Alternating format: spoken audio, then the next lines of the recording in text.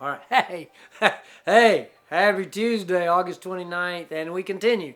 Matthew chapter 11, verses 28 to 30, it says, "Come to me, all of you who are weary and burdened, and I will give you rest. Take my yoke upon you and learn from me, because I am lowly and humble in heart, and you will find rest for your souls. For my yoke is easy and my burden is light."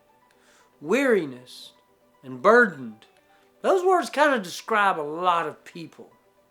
And yet in this passage, Jesus is really talking about people that are in the bondage of sin. He's talking about people who are oppressed in their sin and under the effects of the fall and the brokenness of our culture. And so Jesus is the answer to the bondage. Jesus is the answer to the sin problem. That's why he says, "Come to me, you who are weary and burdened." And see, when we feel the weight of the condition of the world, when we feel the weight of sin, when we feel the weight of the sinful world we live in, you see, the only answer that promises relief is Jesus.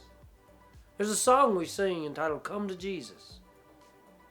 And I think it's Morning Glory that sings it here at the gathering. It's one of the bands sings it, and so this idea of coming to Jesus, he says, "I will give you rest." You see, Sabbath comes from the Hebrew word. When we think about Sabbath day, it comes from the Hebrew word for rest or to cease from labor. And truthfully, we are to find our Sabbath in Jesus.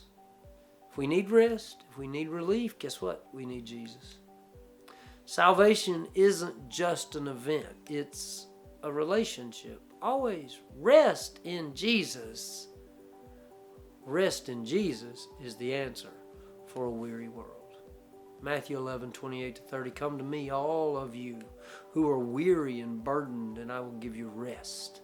Take my yoke upon you and learn from me, because I am lowly and humble in heart, and you will find rest for your souls. For my yoke is easy and my burden is light." See you next time.